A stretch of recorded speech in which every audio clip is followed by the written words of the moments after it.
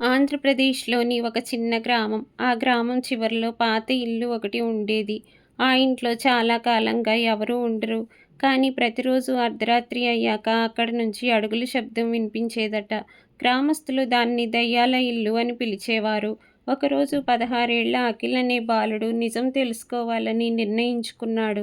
చేతిలో టార్చ్ పట్టుకొని అర్ధరాత్రి ఆ ఇంటి దగ్గరకు వెళ్ళాడు. గడియారం 12 కొట్టింది. ఇంటి లోపల నుంచి అడుగుల శబ్దం వినిపించింది.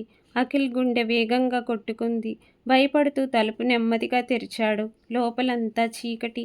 ఒక్కసారిగా పై అంతస్తు నుంచి ఒక కుర్చీ కదిలిన శబ్దం వచ్చింది. అఖిల్ మెట్లు ఎక్కాడు.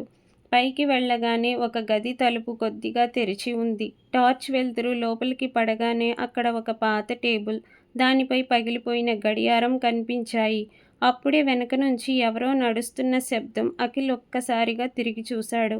ఎవరూ లేరు. కానీ నేలపై కొత్తగా కనిపించిన మట్టి అడుగుల ముద్రలు మాత్రం ఉన్నాయి. ఆ ముద్రలు నెమ్మదిగా గోడ దగ్గరికి వెళ్ళి అక్కడే ఆగిపోయాయి. అఖిల్ గోడను తాకగానే గోడ వెనక్కి తెరుచుకుంది. అది ఒక రహస్య గది. లోపల పాత పెట్టెలు, మ్యాప్లు, ఇంకా ఒక డైరీ ఉన్నాయి. ఆ డైరీలో ఇలా రాసి ఉంది: ఈ ఇంటి కింద దాచిన సంపదను కాపాడేందుకు నేను ప్రతి రాత్రి నడుస్తుంటాను. అఖిల్ ఆశ్చర్యపోయాడు.